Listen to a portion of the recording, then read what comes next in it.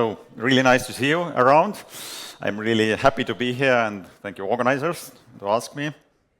I always like to know my audience. So I have some questions to you to understand what is the composition of audience. So can you raise hand if you are a scientist or former scientist? Okay, few. Engineers, please. Okay, and other people? Okay, you are just enjoying. Okay, so deep tech is mostly, people think about deep tech as it's done by people coming from science or coming from engineering, let's say, from very deep engineering. I don't know, it's not always true, but in my case it's true. So I had my very sweet life in academic world. I was working in particle physics more than 20 years, so I'm a very young founder, but old scientist. And it was big jump, of course, to really a deep science to the business development. As usual in our team, we had also same trouble as typical deep tech startup, that we have too many scientists around. So that's the reason why I'm in the business side. But also, I can explain this a bit later. But also geographically, it's kind of funny that in academic life, you have to travel a lot. So it's good training for the startup life, I have to say that. I was living all around the world, mostly in Europe, but in many different places you can see. My main hobby was, of course, to build the big detectors. I started as PhD student building these wonderful big machines, I don't know, tens of meters high and more than 40 meters high. And I was always surprised how it can be that these machines can work. As you have thousands of engineers, thousands of people around. Even I was working inside, I can't imagine how it can happen that in the end of the day, these machines are working. But of course, I learned that they are so complicated machines that they never work. All the components, they shouldn't work. It's enough if they're 99% working, and then it's fine. But also, it's very good lesson to learn this type of organizations. As it's in Geneva, there is a big particle physics center called CERN. There are thousands of people around, and the projects, they are not organized by money in some sense, as you have people from different universities, and you have to put these people work. And only, at least I found, only thing what I can use is excitement. I can create excitement in my team that you have to do this and this and this. And it was kind of funny experience, and it's very helpful. I have to say it's very helpful in the context of startup. So I would say these type of things are working a bit like startups. Also, it's very relevant in startup world is of course networking, competition, and also connection with the big, let's say, hubs. Technology hubs, it's always very helpful if you have already connections there. If you don't have, please, you should build some kind of connections. It's very helpful. And of course, communication. Communication is so crucial if you have big teams. As I would say, as you know, it's common to say that 99% of trouble is coming from communication. And so one of my military friends said that it's not 99%, it's 99.9%. So as in military, they have also a lot of trouble related to communications.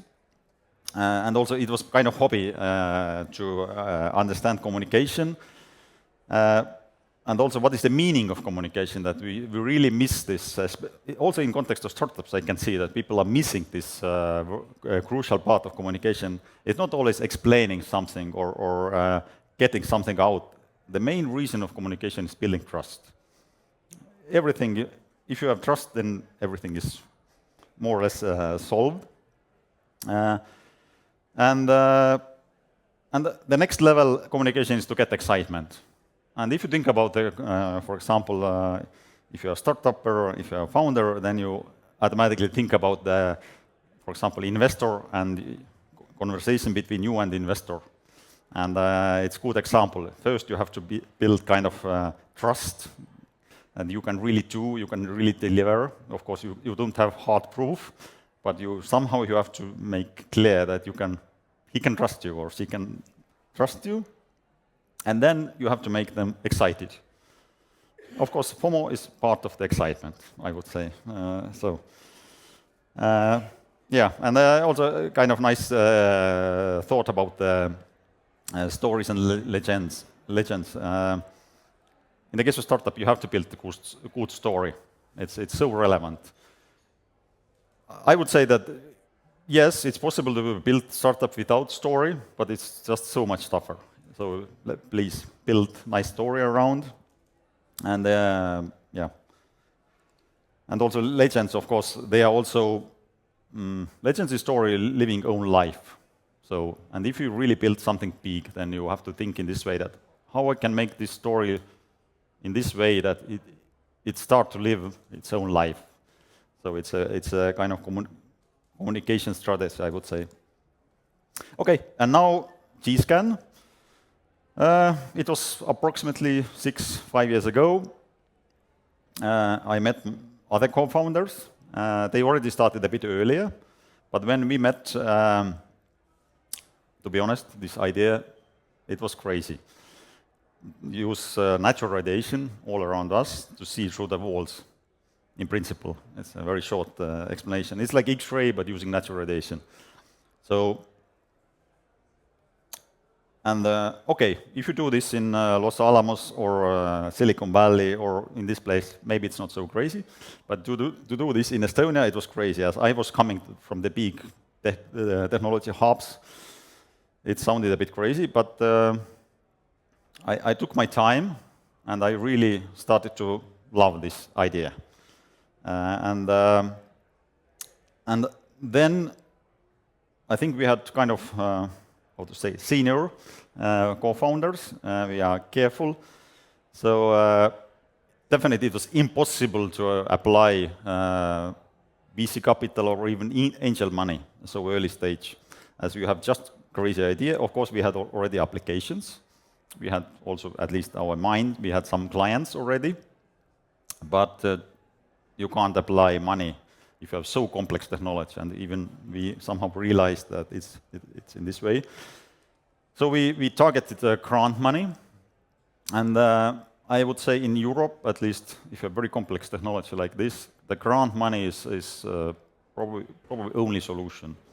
As to really develop out technology like that, you need millions. And in Europe, there are only few investors. They are so. They just don't take so big risks, to be honest.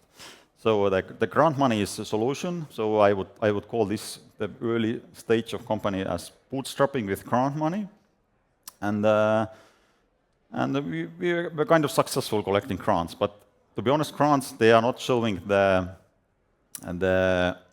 what is the commercial value of the company. It's just proof that technology is working and you can build something.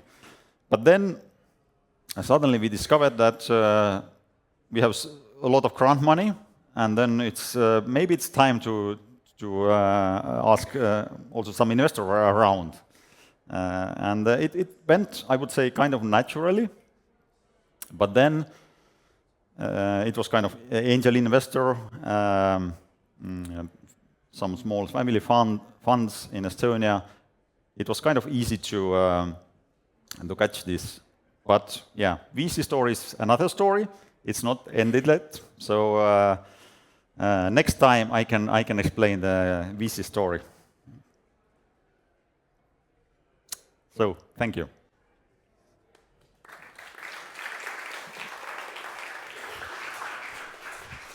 Did you wanted to say something more, or that was the end? It was sudden end. I have some more slides, but no, we actually gave you more time.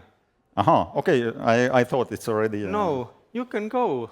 No. Just let's have questions and. We can do questions. Yeah. Then what more?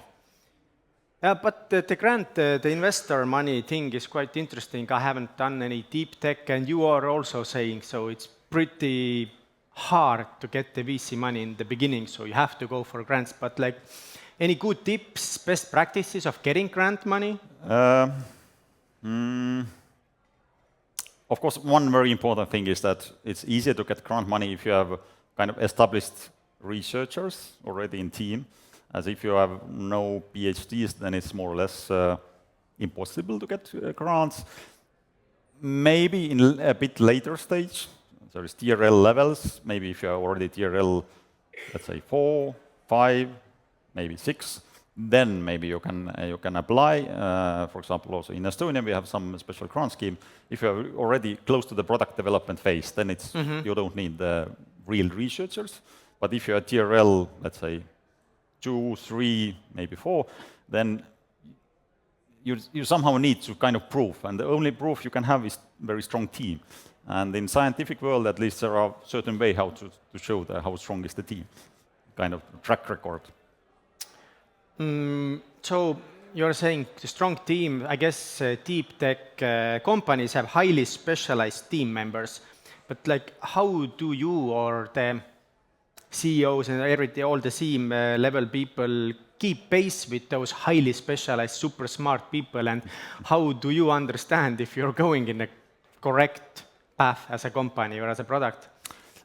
Yeah, as I showed, there was one sentence. If you there is certain, I would say, optimal level of ratio between the PhDs and other people in the company. If you're just PhDs around, it's not a good sign. I have to say, as academic world trains all the people in certain way, and I'm coming from the science, so I can say that too many PhDs is not a good sign, and also it makes the working a bit difficult, as science is very individual in some sense. Of course, there are collaboration component and so on, but in science you can decide, okay, I have this idea, I do this, and another scientist, okay, I have another idea, I do this, and if they don't like to collaborate, but in startup company, you need so intense collaboration, so you have to, of course, people have big egos and so on, but you have to somehow get rid of these egos in certain moment, and people have to do collaboratively things, and yeah, that's the reason probably it's better to have, let's say, other types around, and also diversity is I would say, very important component. If you have PhDs tend to be similar. I'm sorry, again, I can say I'm coming from science. They tend to think some things similarly, and of course, commercial aspect is also typically missing. What has been the hardest stage yet in building GScan? You always hope that the hardest times are behind, but I know that hardest times is coming, as we are late seed, early Series A level. So, and probably Series A, Series B is, in our case, I believe, I don't know, I don't have proof, but I believe that it's probably toughest, as we really have to show that our business model is scalable, quickly scalable. And there are many small components. And also we have to mentally get out from this, let's say, heavy grant phase to the really fully commercial phase. There's actually a pretty good question, kind of on that topic, loosely connected. Isn't grant money like free money, a sweet poison that is addictive? How do you still manage to become attractive to investors? Yeah, I have to say that you shouldn't apply every grant what you can see. That's a magic, I think. If you really can, at least in our case, we plan this process. We had some good advisors to say that please don't apply this one. And you really have to align all the grants with your product in some sense. You really have to think that is this grant helpful to really get this product? There is one big danger, of course, in the case of deep tech startups. As you know, you can have initially you thought that, okay, these are my clients, but maybe next year or next year you know that, okay, these are not my clients. My product is totally different. We had a bit similar situation, but luckily our core technology was same, so we can use the grant money to develop our core technology, and so we somehow solved this. But definitely grant money is not, you have to be aware, it's not the commercial money. So you have to really continuously keep thinking about what is the commercial traction and what is the grant traction. And you have to know that there is distance between these two. Okay, and last question to you, super simple one. I would say I also love narratives and stories. So can you tell again in really quickly, what is the legend then of GScan? I think we are not yet there, as we are not unicorn. But the legend, I would say, is that how is, at least to me, how it can be, you have very big vision, more or less impossible vision, and then you really can realize this, and not in the best environment. Yeah, Estonia is very good for startups in general, but mostly for software. And when we started, there wasn't no deep tech boom around. So it was kind of people having crazy idea, very tough idea, and they somehow get through this very tough environment. And here we are. It's not the end of the story, so the end of is missing yet. But yeah. All right, thank you so much.